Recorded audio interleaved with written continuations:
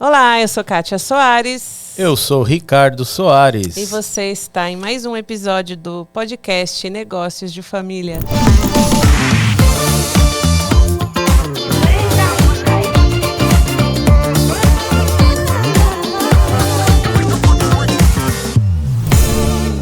E no episódio de hoje, o tema é afinal, o que é governança familiar? Fala, meu amores. E aí, tudo meu bem? Amores, no Seja plural. bem-vinda. Fala, pessoal. Tudo bem com todos? Estamos aí em mais um episódio do nosso, do seu, de todos, podcast Negócios de Família. Já estamos sendo assistidos até por Portugal. Palmas, Portugal palmas, não, né? Palmas. Portugal, pois, né? Yes. Sua É mãe isso, pode pessoal. ficar nervosa se você não souber falar. Então vamos lá. Hoje vamos falar um pouco, afinal, o que vem a ser uma governança familiar. Familiar. A gente conhece, falar muito de governança corporativa. Corporativa, dado esse nome, né? Quando você vai atrás de cursos para empresas familiares, você acha bem esse nome, curso de governança familiar, tal, governança bastante, familiar. né? E afinal, né? Vamos falar um pouco aqui o que vem a ser essa governança familiar, né? Sim. Mas não podemos, como você mesmo já começou dizendo, meu amor, não podemos falar de governança familiar sem dizer de governança corporativa. Corporativa. Até porque a governança familiar saiu de dentro da governança corporativa. O assunto não é a governança corporativa, mas eu vou dar uma breve pincelada do que vem a ser governança corporativa para a gente entrar no nosso tema de governança familiar. Tá certo? Tá certo. Vamos lá. A governança ela nasceu com a necessidade quando se começou a colocar as empresas na Bolsa de Valores. Hoje é Bolsa de Valores, né? Quando alguém gostaria de investir na empresa para ter uma certa garantia que tudo aqueles resultados, tudo que era dito numa mesa de negócio é real e é real e é para longo prazo, né? Porque ninguém quer investir num negócio, em ações, em uma empresa que tem risco a curto prazo. Sim. Então a governança corporativa ela é essencial para o sucesso da sustentabilidade da empresa e dos negócios, entendeu? Então ela vem ser o quê? Qual o objetivo final? O principal da governança corporativa. Eu vou até ler até a colinha para não falar errado, tá? Sim. É garantir que as empresas sejam geridas de forma eficiente, transparente e responsável, visando a criação de valor para essa empresa a longo prazo para os acionistas ou os demais interessados. Então foi isso que a gente falou, né? Ela é um grupo é um arsenal de ferramentas, de técnicas que te garante isso, que você tem essa eficiência, essa eficiência a longo prazo e agregar valor para o negócio. Esse seu negócio cada dia ter mais valor devido a essa ferramenta importantíssima que é a governança corporativa. Alguns pontos que temos na governança corporativa. Ela é regida do quê, né? É isso que eu ia falar. Ela é regida do quê? Tá, e o que é, né? Composta, né? Ela é composta por conselhos. Basicamente, ela trabalha com muitos conselhos e comitês. Então, normalmente, quem trabalha já com governança corporativa são grandes empresas, né? Porque existe o conselho administrativo, conselho fiscal, conselho consultivo, comitê de auditoria, comitê de risco, vê se eu esqueci algum, comitê de remuneração, ou seja, são diversos comitês e conselhos. Então, pensa-se numa empresa uma organização já bem robusta, né? Bem estruturada, com vários departamentos, conselhos. Então, isso aí é a governança corporativa, assim, dando um resumo rápido. Aí, na implementação da governança corporativa, quando se pegavam-se empresas familiares, não conseguia essa profissionalização tão eficiente. Então, existiu a necessidade de nascer algo voltado específico, e é bem recente a governança familiar, que é algo para empresas familiares. Daí nasceu a governança familiar. Então, ela é desenhada dentro da governança corporativa, ou seja, ela é bem robusta, ela é grande, ela é complexa, acaba sendo complexa. Para uma pequena e média empresa, não faz sentido, no momento que essa empresa está começando, tantas coisas envolvidas na governança familiar. E qual que é o objetivo deste podcast, pessoal? É que quando lá atrás eu pesquisava e ia atrás do assunto para implantar na minha empresa, quando eu olhava sobre governança familiar, eu desanimava, eu desistia, porque ela é mais aplicável para uma empresa que já está profissionalizada, já está estruturada, já está tudo muito redondo nos seus processos. Sim. Que provavelmente já se enquadrava em igrejas igrejas foi ótimo, hein? É um sinal. Em empresas de grande porte. Sim. Porque aí demanda tempo, investimento. É muito investimento, porque eu vou dar alguns exemplos. Primeiro eu vou dizer o que vem a ser na literatura governança familiar, tá? Vou ler também, para não colocar nada a mais e nada a menos. É um conjunto de práticas, igual da governança corporativa. São estruturas de processos que visam organizar, alinhar as relações entre família empresária e a empresa familiar. Sim. Tá? Só que quando fala que ela visa em organizar e alinhar, aí é uma grande teoria e um grande desafio. Não vai ser processos só técnicos que você vai conseguir arrumar os conflitos e os desafios que tem numa empresa familiar. Então aí entra um grande desafio, que é onde entra o nosso projeto, do nosso podcast Negócios de Família. Porque não tem uma matemática exata que você pode colocar todos os passo a passo de uma governança familiar numa empresa. E eu não estou criticando o pessoal da governança, tá? Mas você pode colocar, implementar, criar todos os comitês que você não tem a garantia e nem terá 100% de sucesso no planejamento, porque sai fora de técnicas, né? Mistura relações pessoais, afetuosas, familiares, sanguíneas e vai daí para frente. E temperamentos. Então, aí, o que vem a ser? Aí, a governança familiar, para você ver essa mais profissionalizada, grande, robusta, que saiu de dentro da governança corporativa, ela existe alguns conselhos. Sim. Ela tem o conselho de família, que é um conselho só para coisas da família. Tem conselho de sócios, voltado para os familiares, tá? Conselho de herdeiros. Ela tem preparação para herdeiros.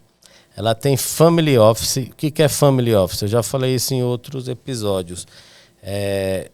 Não é um comitê, é um departamento dentro do seu grupo de empresa que cuida diretamente dos interesses da família, não do negócio, do dinheiro da família, do capital, do bens imóveis da família. O que eu vou fazer com seus dividendos? Vamos abrir outros negócios, vamos investir fora, investir dentro. Então tem o family office. Então já é para empresas super milionárias, né? Sim. Grandes mesmo. Grandes, isso. De grande porte, não é grande ou pequena, mas tentando menosprezar qualquer tipo de empresa. A gente está falando de porte mesmo, né? Então, para você ver, né, como ela saiu de dentro da governança corporativa, né? A gente que é pequena e média empresa, pessoal, o family office é lá na sala de jantar, lá à noite, cansado. Um vai tomar o banho, o outro fica no family office. Só que, infelizmente, a maioria dos family office não é para ver aonde vamos investir os nossos milhões. Qual incêndio vai apagar, como é que né? o que vamos pagar amanhã? Joga os boletos para cima, o qual cair virado, amanhã será pago.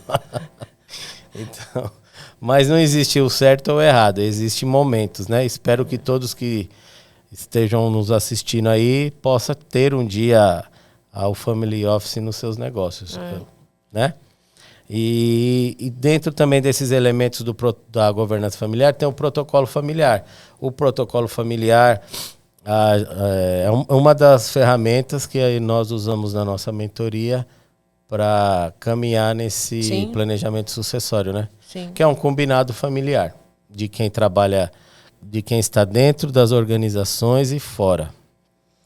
E aí isso vai demandar profissionais, né, Rê? Então, o que acontece com a governança familiar?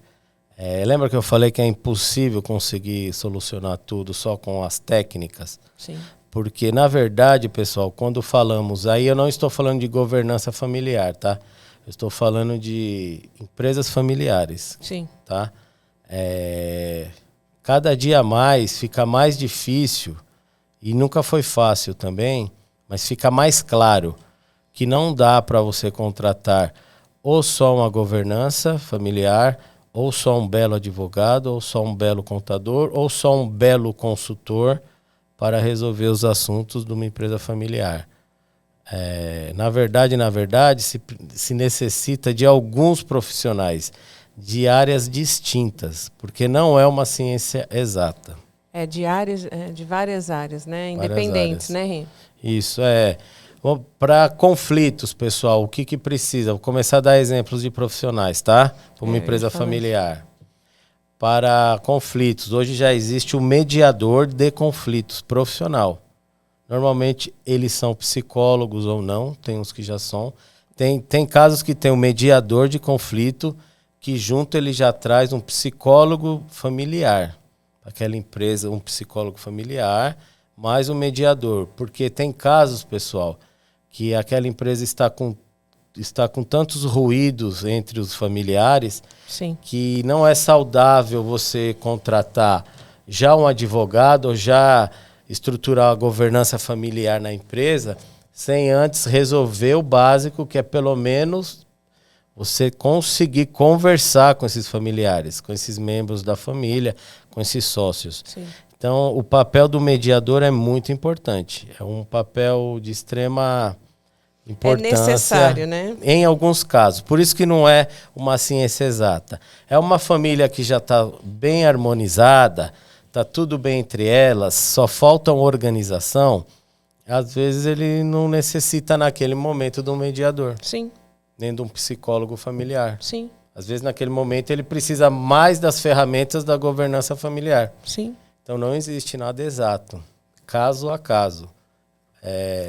Um outro profissional que existe, pessoal, que é bem interessante, o ideal é você ter um conselho de família nessa empresa. Se é uma empresa maior, é legal você ter um conselho onde mensalmente ou semestralmente esse pessoal se reúnam para falar do negócio da família, de se atualizar dos dados do negócio, para onde ele está indo, deu lucro, deu prejuízo, vamos investir em tais áreas, para aqueles futuros sucessores, para aqueles herdeiros, para aqueles familiares ficarem por dentro do negócio. Mas também não adianta você já instalar um conselho familiar na tua empresa se você não tem o controle da tua empresa, não tem uma gestão clara, não sabe os números, não sabe quais os valores da sua empresa, não sabe você, fundador, qual o seu projeto de vida para os próximos 5 anos, não sabe o destino do seu negócio, se está inclinado à venda, a suceder ou fazer uma fusão, não sei, entendeu? Então não adianta também implementar um setor se não tiver outros setores já esclarecido, claro, estruturado, né? Sim. Mas para se montar um conselho familiar, pessoal, custa, é caro, não é tão barato. Só que hoje em dia, olha que legal, não sei se vocês sabem, mas existe o conselho consultivo contratado. Existem empresas que só trabalham com isso, então você paga uma vez ao mês, ou não sei, é trimestral, você que escolhe as reuniões. E vai um conselheiro profissional na tua empresa. Não precisa ele ser contratado para a tua empresa. Você não precisa montar um conselho seu, estruturar dentro do teu negócio. Você pode ter um conselho consultivo contratado de fora, que nele tem, nesse conselho, você pode chamar de vários setores, um conselheiro na finanças, e aí vai. Na parte de auditoria, você pode ter um conselho contratado e começar a trabalhar com conselhos sendo contratado. Sim, você não precisa ter essa estrutura montada, né? Como você pode também implementar o conselho da família com os familiares mesmo. Entre vocês escolhe um para ser o responsável e começa por aí, que é o mais aconselhável no começo, né? Ah, mas como eu vou montar um conselho familiar se eu tenho conflitos entre os familiares na empresa? O mediador de conflitos. Então, é um processo, gente, que é a médio e longo prazo. Você não vai conseguir implementar a governança familiar, um processo de sucessão do dia para a noite e querendo colocar tudo no mesmo tempo, na mesma hora. Não dá. Leva tempo, né? Leva tempo. Além do conselho consultivo, precisará de advogados. Não só um advogado que faz tudo. Tem um advogado direito da família, vai mexer com herança. Tem um advogado comercial, o civil, tem que mexer com os contrato social, que aí é um advogado com a tabelinha com o contador. Então, advogados tem dentro do mundo jurídico, são algumas ciências jurídicas, né? Não sei se é assim. Alguns, tipo, direito da família, direito civil, direito comercial. Sim. São vários direitos dentro do direito, né? E, além disso, contadores. Se o seu negócio, você pensa numa sucessão, se você pensa numa venda, você já precisa de uma contabilidade inclinada para a venda. Aí, junto com essa contabilidade, você precisa de uma auditoria. Então, depende para onde você quer levar o seu negócio, os profissionais que você vai incluir ali. E também consultores. Antigamente, se contratava um consultor de empresas especializado em empresas familiares para fazer a governança familiar. Só que, é como eu disse, né? São vários profissionais. E acaba que esse consultor, às vezes, ele tem que ser o mediador, ele tem que arrumar o advogado. Tem vários papéis, aí né? Acaba dando muita confusão, porque se não souber fazer isso direito, o irmão A vai falar que o consultor está puxando sardinha por irmão. Então é bem complicado. Né? Então tem que ser um mediador profissional, pessoal. Não estou falando que o consultor não é... Estou desmerecendo ninguém, mas cada um no seu quadrado, ainda mais nessa área. Se você tiver um cara que faça tudo, é difícil, hein? Porque são setores totalmente diferentes. Então, esses são alguns profissionais que podem e devem estar envolvidos numa governança familiar. Qual que é o maior erro, Rick, geralmente cometem quando estão nesse processo aí? Em nenhum momento, pessoal, eu sou um admirador da governança familiar, né? Lógico. Só que qual que é o maior erro quando eu procuro, na intenção da governança, implantar a governança familiar na minha empresa? Quero deixar qual que é, na minha visão, o maior erro. Ela é começar a profissionalizar. Você põe a política de governança familiar na tua empresa. Então, você vai ter que profissionalizar a empresa, certo? Sim. Porque a governança familiar vem da corporativa, que Sim. é profissionalizar tal, certo? Aí você profissionaliza a gestão, profissionaliza todo o processo de gestão empresarial, tá? E aquilo que eu falei anteriormente. E não dá, pessoal, para profissionalizar a gestão de sanguíneo, conflitos, família. Não dá. Então, você começa a engessar muito o teu negócio, você acha que colocando regras, processos, você vai conseguir arrumar a tua empresa familiar, mas não vai conseguir. Eu sempre digo, eu começo de trás para frente, assim, do que o mercado de especialista de empresas familiares fazem, né? Eu não começo pela gestão de processo, de profissionalizar. Isso aí é fácil de arrumar. Isso se arruma com técnica, né? Sim. Com processo, o nome já diz. Sim. O que tem que se arrumar é lá, eu já falei em outros episódios, é a cabeça do fundador lá, dos fundadores, onde ele quer levar essa empresa, quais são os valores deles, se os filhos querem ser sucessores, querem ser herdeiros, não, né? Porque não existe querer ser herdeiro, você nasce herdeiro, né? Então é isso, esse é o maior erro, começar a gastar muita energia para profissionalizar um negócio e esquecer o primeiro foco é resolver os conflitos daquela família empresária, né? Eu acho que é isso, né, Ri? Aí... Desculpa, pessoal. Falando de governança familiar, você vê muitos livros nesta área e eu não digo que li mais de 100, mas eu já folheei todos estes livros. E toda vez que que aparece um livro novo de empresas familiares, eu adquiro. Então, o que acontece? Sempre no 70%, 80% dos livros começam dizendo da teoria dos três círculos. Que aí, junto com a governança familiar, ela se sobrepõe aí, né? Teoria dos 3 círculos. São 3 círculos que um sobrepõe o outro. Aí o que diz esse círculo? Um dos círculos fala da propriedade da empresa familiar, o outro fala dos negócios e o outro da família. Aí você pega esses 3 círculos e sobrepõe um para o outro. A pessoa, ela trabalha na empresa, ela tem alguma propriedade, ela é da família. Eu acho que vai aparecer aí o desenho, ficar mais claro. Eu vou pedir para o meu amigão colocar isso aí para vocês darem uma olhada. E todo livro, a maioria dos livros começa com essa teoria e fala da teoria. A teoria é de 79, um italiano, eu não sei o nome dele aqui, com um americano, um estudo muito rico em Harvard. Eles têm um livro, um dos melhores livros da área é o deles, tá? Mas tudo bem, pessoal. É legal, a teoria dos 3 círculos já diz, a teoria dos 3 círculos, tá?